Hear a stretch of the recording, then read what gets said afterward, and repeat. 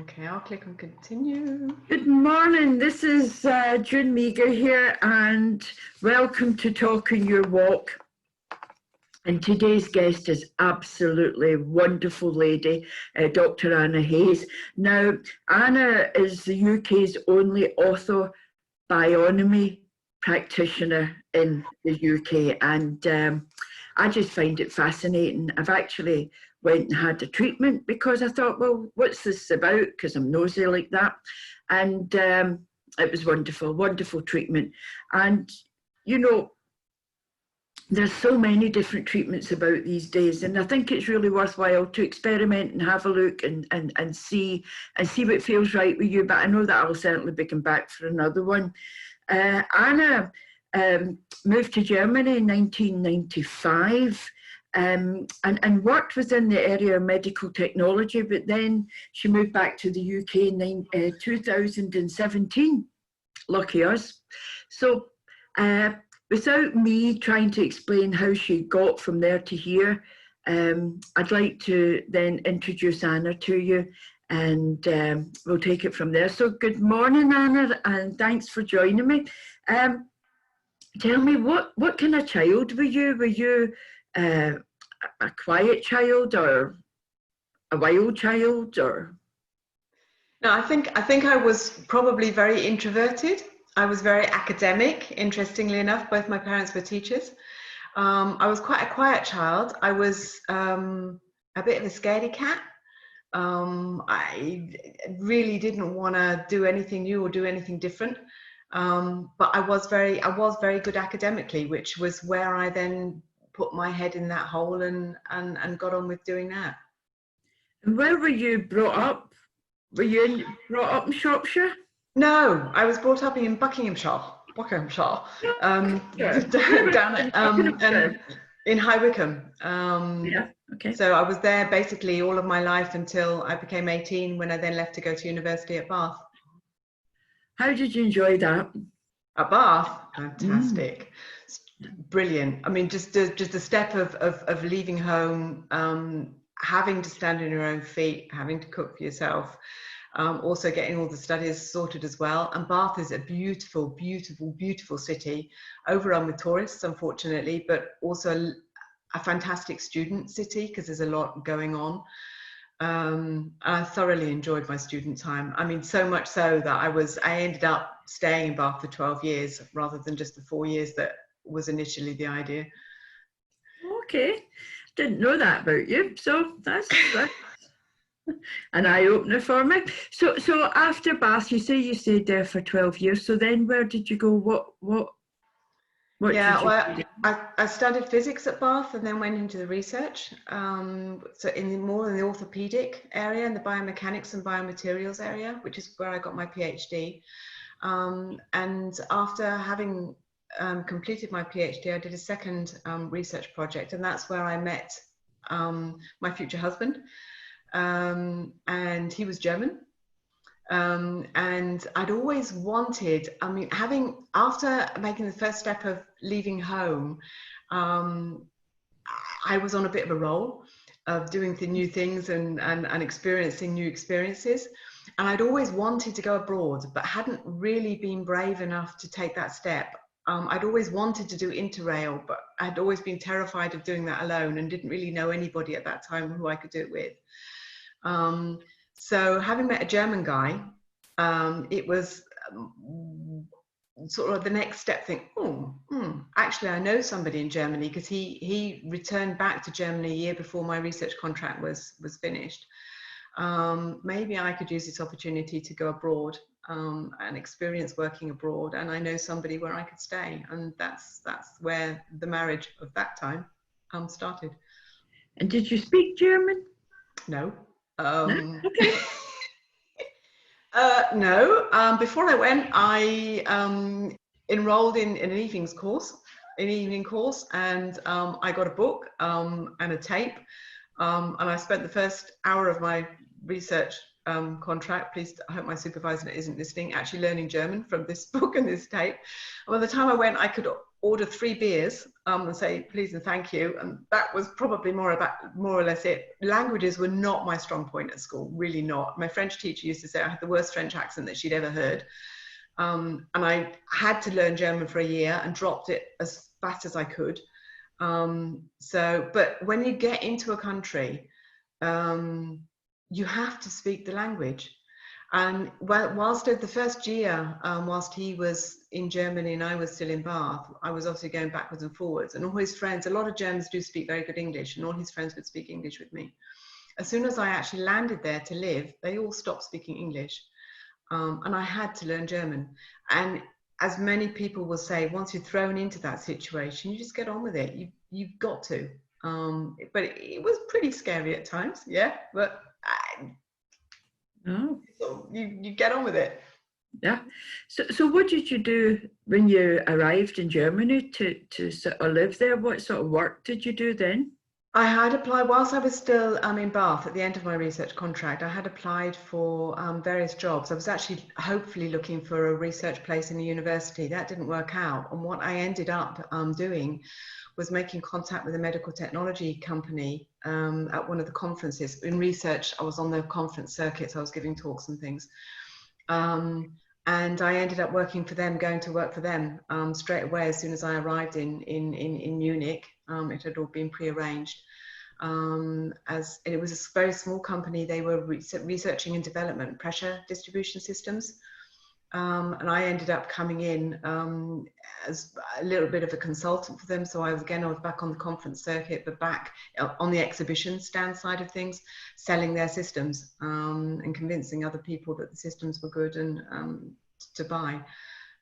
So and then I ended up doing a consultancy role with their software, their in-house software that they were doing, and stayed with them for almost 3 years. Mm-hmm. So then you got interested in the holistic side of life. Were you always interested, or was this something that came out the blue or landed in your lap, or how did that come about? Consciously, I wasn't interested, but looking back on it, I'm surprised at so many friends and people I knew who would point me in the direction of yoga or put me in the direction of homeopathy or osteopathy. And at the time, being a physicist, I was a raw scientist. I was a research scientist. So I didn't have any truck with all this sort of airy-fairy stuff. And it really happened when I had my first daughter, my eldest daughter, and she, even at 16 months, she wasn't able to stand up and walk. She was on her knees crawling, and somebody recommended, I was in a breastfeeding group, and the lady there recommended that I go and see an osteopath who she'd recently met, who was specialized with children. And I went to this osteopath. I think I've always had an open mind.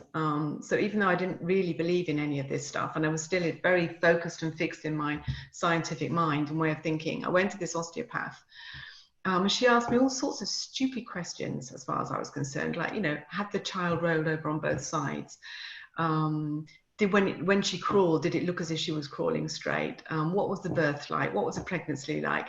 And the reason I'd gone was because the left foot of my daughter turned out to 45 degrees. And as far as I was concerned, she couldn't walk. It was a structural thing because her foot turned out 45 degrees. Well, in this first treatment, she was a cranial osteopath. The lady only held her head in her hands. And I was furious, absolutely furious when it went out. I thought it was a complete waste of money.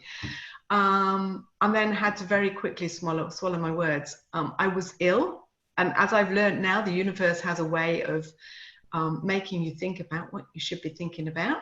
And immediately after, the next day I was ill. I was laid up in bed for 48 hours being sick, and had time to think. And in my head, the questions that she'd asked me kept going around in my head. And I thought, well, actually, she did only roll over to one side. And actually, when she crawled, yeah, she did look as if she was scuba fin. There were a couple of other things, which I was thinking, okay, maybe she did know what she was talking about. Maybe there is something in all this. And 3 days later, and I get goosebumps, and it's quite likely that I'll start crying now. My child stood up from she was sitting on a little chair, and we had grandparents there, and she walked the 4 or 5 steps to her little table. And I had the camera with me because I always had it, and I just grabbed the camera and took a couple of shots, and it was just amazing. And she didn't realize she'd done it until she got to the table, and she put her hands on the table. She looked at me with this written all over her face, "Mum, I just walked," and then very slowly walked backwards to sit on the chair. And that was a child who for months hadn't been able to walk. And I was just like, whoa, okay. So I went back to the second appointment, which I was about ready to cancel. And waste of money. Yeah, exactly. And after this second osteopathic treatment, the kid was dancing. I was like, okay, how does that work? And then my scientific brain kicked in. How does that work? I want to know how that works. So that was the start of the long process. A couple of years later, I got hit on the head. I mean, my daughter stayed in osteopathic treatment for a long time. My second daughter had she was paralyzed in her left arm when she was born. I took her back to the same osteopath. You know, she was up and running and no problem, could use her arms at 95% within a year. So I was absolutely convinced with this osteopathy. But you can't train to be an osteopath unless you're already a physiotherapist now. At that point, that time, you could only train to be an osteopath if you were a doctor or an alternative practitioner. And a couple of years later, I had a very bad head accident and was laid up. And in the process, clinically, medically, they didn't know what was wrong. I'd had a very bad concussion, but I was very sensitive to sound. I was very sensitive to light. I couldn't walk because every time my foot hit the ground, the shock waves just went up through my head. I had the accident in the beginning of November. This was still February. I was just incapacitated, completely incapacitated. We'd just moved and I was looking for an osteopath. Couldn't find one. Well, I've been seeing a lady who did bioresonance, which is quite big in Germany, and she recommended that I go and see a friend who was an ortho-bionomist, which she explained was quite similar to osteopathy. And again, my sort of like scientific head went, ooh, I'm not sure about that. But I went to see her, and within 4 or 5 weeks, she had me back on my feet, almost as if nothing had happened. So again, at that point, that was a second kick for me. Okay, how the hell does this work? So I then signed up to study to be an alternative practitioner, a Heilpraktiker in German, hoping to find some answers. And at the same time, this lady who was an Ortho-Bionomy practitioner started offering the training for Ortho-Bionomy. So I immediately joined and basically haven't looked back since then. I ran the two in parallel, the training for the Ortho-Bionomy and the training for the alternative practitioner. So yeah, so that's how I landed up with on this side of the bridge. I still feel sometimes I've got one foot in the scientific camp and one foot in the more alternative holistic approach, which is very valuable, I think, because people see me still as a physicist. They still see me as a scientist, and that gives a lot of credit to the other side of what I do, which is far more important. And when you say you trained as an alternative practitioner, what did that involve? Did you have to learn, like, what practices did you learn? The training in Germany is a 3-year full course. And basically you're learning diagnosis. So it's not dissimilar to being trained as a GP. But in line with that, so you are allowed legally to make diagnoses. But instead of learning the pharmaceutical side of things, we were learning the natural remedies. So we were learning the plant remedies, the herbal remedies. We were learning acupuncture. We were learning homeopathy. So within that training, I've got a year's training in homeopathy. I've got a year's training in acupuncture, though I don't do it with needles, but I use that knowledge in the Ortho-Bionomy. Yeah, so it was a very all-rounded package. I can't think off the top of my head. There was various things that we were learning. at that time. So it was a full-time 3-year degree, if you like. Yeah. Intense. Sounds as if it was intense. Yeah. It was. Yes, it was. Having 2 young kids at that point as well. Full-time in Germany is not full-time the same as full-time in England. Full-time in Germany means it starts at 8 o'clock and you work through till 1 o'clock. Full-time schooling in Germany also finishes at 1 o'clock. They don't go through to the end of the afternoon like we do. But even so, it was very intense. I had to travel an hour to get there, an hour to get back. I had my 2 young kids. One of them was in nursery school. The other had just started school. I was living with a guy who was often not there. So I was having to do the household, the family, and the learning for the alternative practitioner. It was a hard time, yeah. And then you decided you opened a centre? Yeah, what happened, I actually was lucky enough to join as a therapist within a centre that already existed in the town where I was living. Renting a room on an hourly basis, as many of us start. And it started really, this was with the Ortho-Bionomy, and this was before I'd actually qualified with the Ortho-Bionomy. My teacher basically said, Annie, you've got to get out there and do it. So I bit the bullet and got out there and did it. This was also, this was in 2012. In 2010, I had burnout and landed in the clinic for 8 weeks. And looking back now, it took me 5 years to completely recover from that. So in 2012, I was still well and truly in a recovery period. My energy levels were very low, were very down. I had to be incredibly careful about what I was doing and for how long I was doing it. But I needed to have something for myself. And getting started with the Ortho-Bionomy, getting started with working with clients gave me more energy than it took. And this is where I started then in this little centre, holistic centre, as one of the 6 therapists offering, and I had maybe 2 clients a month at the beginning. But again, because I was only paying per hour, it was no financial drain. And I hadn't been working previously, so the family finances, if you like, were provided by my husband at the time. And I just got going and did the 2 or 3 a month, and then it became 4 or 5 a month, and then it became 10 or 12 a month, and then we moved into new premises, and I was doing maybe 6 or 7 a week, and then from that I left them and started up with a colleague and friend with our own practice.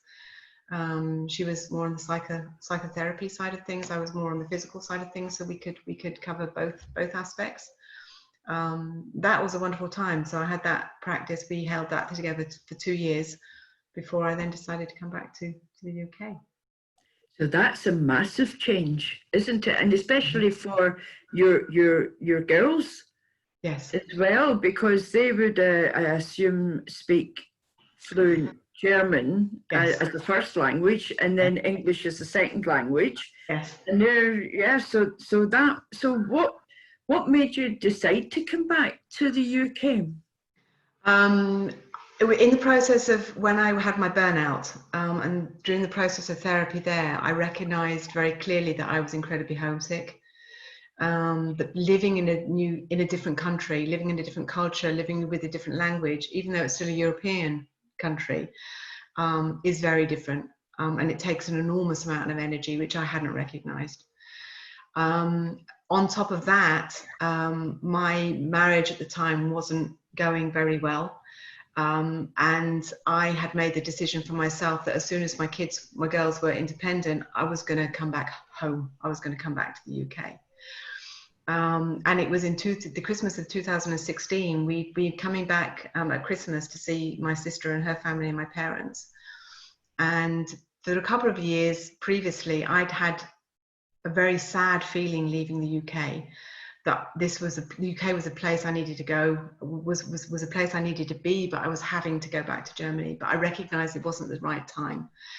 Interestingly, when we came back in 2016, my youngest, who was 14 at the time, when I put her to bed the evening that we got back, she just looked at me with big eyes and said, "Mum, I know that Germany is my home, but my heart is in England."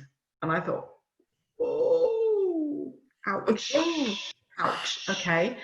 So I didn't jump on the bandwagon immediately, but sort of like talked through with her the next couple of days, and sort of made suggestions. Well, you know, how would you feel if we did go back to England? And she jumped on it completely. Now, at that time, we knew that my eldest was going away to international school. She went to United World College, which is, again, a fantastic organization. So I knew that in that summer, she'd gone out the house, she'd flown the nest, she was on her own 2 feet. So it was just my youngest, if you like, who was the concern. And she was absolutely adamant that she wanted to come to the UK. She wanted to come, she wanted to learn English, she wanted to go to school in England, she wanted to wear a school uniform. That was very big. And I mean, obviously, I recognize that there were a lot of naive factors in there. But there came a point in February 2017 where she said to me, "Mum, will you just basically stop asking? Yes, I do want to do it." So at that point, I thought, okay, then we'll put the ball in motion. So I started looking to make contact with therapists here. I knew that I wanted to come in this area because my parents and my sister are in North Wales, in the hills, so they're only half an hour away from North Shropshire, from Ellesmere. So I just put the balls in motion, got in contact with some therapists, arranged to come over and meet them, drink coffee and tea and eat cake and stuff with them and talk to them. I started looking for a place to live, which we still hadn't found until the beginning of August. The first place I found fell through. So in August, end of July, beginning of August, we were driving around North Shropshire in my old camper van looking for somewhere to live because I knew that we had to move at the end of August. We did find something, which was great for the time that it was. And Serena, my youngest, and I ended up coming over at the end of August, and we were here on September the 1st, 2017, and it felt fantastic. It felt really good. My husband was, at the time, was very supportive. He helped us move and everything, and was there as also the backup, because I said also with my daughter that we'll give it 6 months, but we will give it 6 months. And after 6 months, if you don't like it, or I don't like it, then we can always return to Germany. So we had that door still open. But within 2 weeks of her going to Lakeland School in Ellesmere, it was just absolutely clear and obvious there was no way we were going back. She was having a whale of a time. It was great. So we stayed. Yeah. And she had her uniform? She had her uniform. Oh, she was so proud of it. She invited all her friends over from Germany who had then to go into school with her, and they had to wear the uniform as well. So we had to like get a second uniform to dress everybody else in so that her friends could go to an English school in uniform as well. But hey. Wow, so that's an incredible journey with a lot of changes, isn't it? From, Yes. you know, sort of financial changes, you've got job changes, you've got culture changes, you know, and I'm sure there was some really scary moments. Yeah. Yes. And you know, how did you cope with them?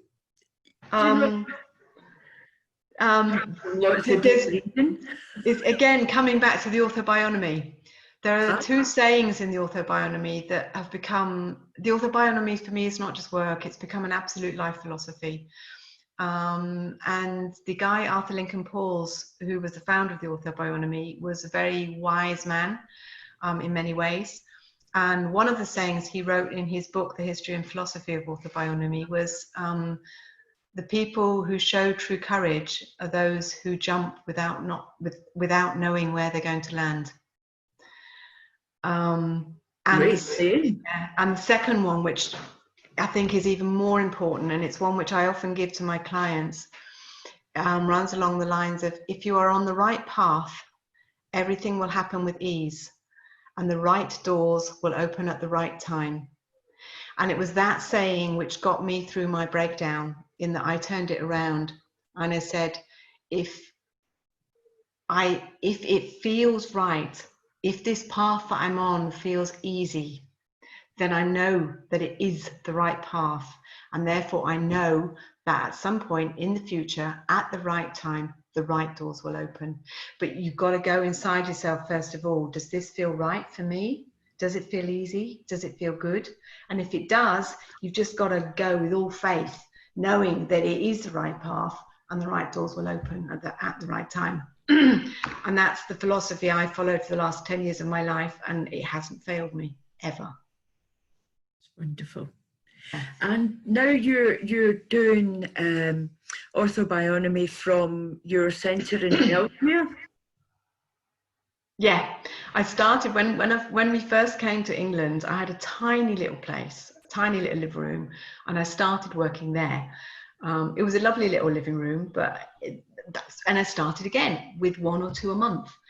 I was very lucky to get involved in the community arts group here in Ellesmere, Gigs, who do wonderful things.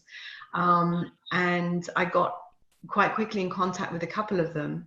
And they came for treatments, and then, as it often happens, that they were happy, they were pleased, they talked to other people within the group, some more people in the group, other people in the group came, and it became very quickly a snowball effect, until all of the gigs people now don't have any back pain, don't have any knee pains, and I've now got to do the marketing elsewhere. But that was where I started. And then it became obvious that we moved out of that place as well, and it became obvious I couldn't do it long term in my own home, in my own living room. So I was looking for rooms, and I found a room in Ellesmere, which was in the practice where I am now. So I joined the two ladies who were already in there. One was a chiropodist, one was a beauty therapist. And they were looking for somebody to sublet a room. So I came in, worked with them for a year. The chiropodist was looking for retirement anyway at the end of the year. And after 8 or 9 months, she asked if I was interested in taking over the practice and making it my own, which of course I was, definitely. So I did that and started that in February 2019, worked together to the end of 2019 with the beauty therapist, who then left to do other things. And I can stay there and continued. I've got a second beauty therapist who's now working with me, and a range of other people like Rob Chapman with the hypnotherapy, Sam with her grief recovery method, sound healers and yoga teachers in Ellesmere, where we have a very healthy coordination and communication and support network. And that's my vision, is my aim, is we should all be talking together, we should all be working together like you do, like we need each other's support. And I think the more that we get that communication, the more will happen. And I'm a big, having started off on this track myself, knowing how difficult it is, knowing that yeah, you can just about think about covering the rent for an hour if you've got a paid client, but any more than that, you know, isn't really in. I'm also a big supporter. We have a small room, a third room, which is available for those people who want to come in and rent it on an hourly basis, or our therapy room on an evening basis or whatever, because, you know, those of us, I think, who have made it, if you like, I believe also have a what's the word? We have a duty, definitely, to support other people who are on that track, to give them that opportunity. So that's also part of my vision, part of my dream. Wonderful. And you also, not only do you work with people, but you also work with animals, horses in particular, don't you? Yeah, horses are wonderful. They're so much fun to work with than people, because they're in their bodies, and I'm a body worker. I work with bodies. I'm not very good talking to people and working out what's going on in their heads, but apart from obviously there are links between the mental state of affairs and the spiritual feeling and what's happening in the body. I mean, a lot of us say that the pain that we feel in the body is the last scream for help from the soul. And horses are very soulful creatures in that they have a very deep soul. They are not in their heads, they're in their bodies. So you offer them something that can help their physical bodies as well as their spirit, their soul. They will take it or not. If you don't offer the right thing, they will just turn and walk away, which is why I like best of all to work with horses free in a stable where they're not tied, so that they have that opportunity to either move towards me and show me exactly where they want my hands to be, and they will position, if I stand there like this, they will position themselves so that their body is exactly where they want to have treated, or they walk away, either because I'm not doing the right thing, or I'm going through my routine and they think, no, they actually want something specific and individual, so they'll walk away to show that, no, hang on a minute. Or very often they will need space to actually process what's been going on. And if the animal is free, they can do that. They can come and they can go as they wish. A lot of people, or some people maybe hearing that will think, oh my God, it's dangerous to work on a horse if they're not tied up. The way that we work and the way, well, we're not trained. I've worked all this out myself. I've taken the knowledge that I have of people and transferred it to horses. And had also, I worked with a lovely lady for quite a long period of time to learn. And so I understood the social behavior of horses, so I could understand their language. And that's really important, so that you understand that the slight blink of an eye, the slight twitch of an ear is enough to be able to tell you to back off, or yes, this is good. And that's really important. And when you have that sort of understanding of the behavior, and you're offering them something where they just basically go, that feels great. We don't get into those situations where a lot of physiotherapists, for example, would get into, because they necessarily will have to cause a little bit of pain in order to stretch and manipulate and pull. We don't do that, so there is no pain. So the horses can relax into this mode of treatment, which is also what people should be able to do as well. But because we're very often in our heads are telling us, no, we can't do that because it's going to hurt. I mean, one of the stories I like to tell is of somebody who comes in who's had a restriction in their shoulder and can't lift their arm, because it hurts. And very quickly, when people are lying on the couch, they'll get into this state of very deep relaxation, and they will let go. Their bodies will let go. And then there are very supportive techniques which we have, and one of them is where I support the arm and the elbow, and the arm will move of its own accord, and all I'm doing is following movements which are already there in the body, and it will try and it will test and it will push again. It will go up towards the restriction and come back again, and then it will try something different, and it will go a little bit further and it will come back again, and it will try, and then the arm will be up here, and they've come in saying no, they can't move the arm, and then the head kicks in. And they'll turn and they'll look at the arm and think, but I can't do that. You've just done it. But at that point, it's the head saying, no, it's going to hurt. And if the head says it's going to hurt, then the body will go, oh my God, it's going to hurt. And then the restrictions come in. And the Ortho-Bionomy is a beautiful, gentle way of encouraging the body to let go, encouraging the mind to relax and let go and not worry about whatever the body is doing. And then the body has a chance to heal itself. I think it's a wonderful treatment.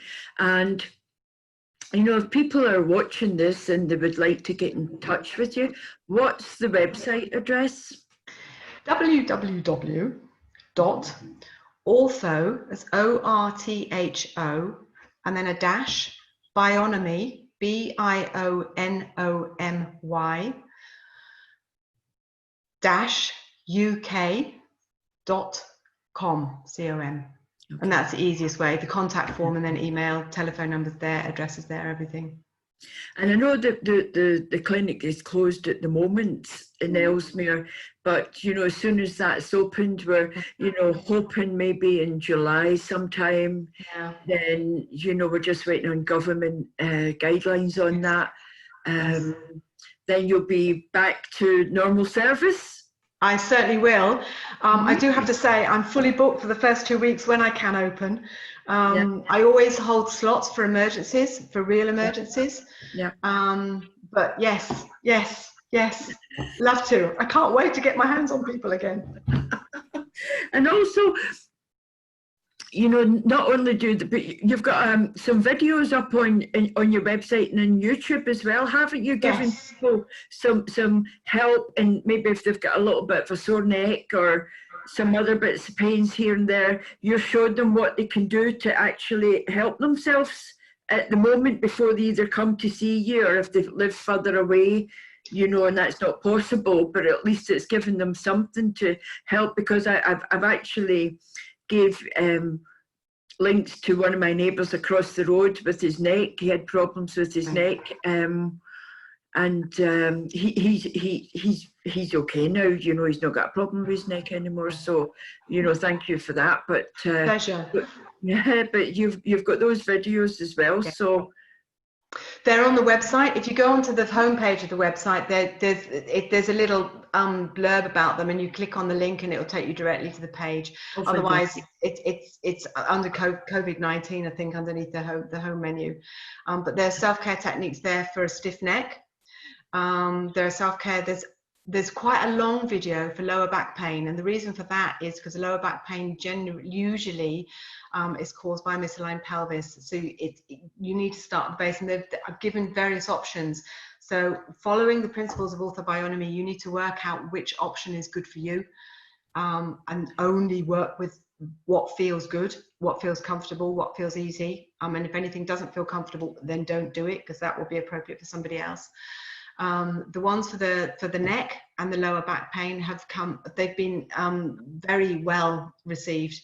I started doing it in our local community. We had a Facebook page where people were offering things to help, and there's a lot of things that I couldn't offer, but what I could offer was my knowledge and experience of the Ortho-Bionomy, so that people can help themselves. That's the whole aim, which is no good for business.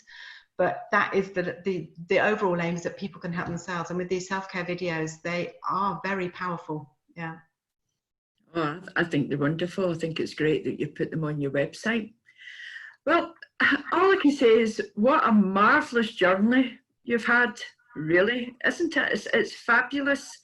And thank you so much. And it's been an absolute pleasure. And it's great to get to know you as well a little bit more through listening to what you've done with your life. Very, very interesting life as well, and seeing how you've overcome those fears. And hopefully anybody watching who is having fears or going through changes will take some comfort and know that, you know, they can go over this period of time, and that they can get what they want out of life. Nothing's impossible, really. Absolutely. And I would throw out again this saying, if it feels good what you're doing, then you are on the right path, and the right doors will open at the right time. Just have faith. And on that, I'm going to say thank you. Thank you so much. Thank you.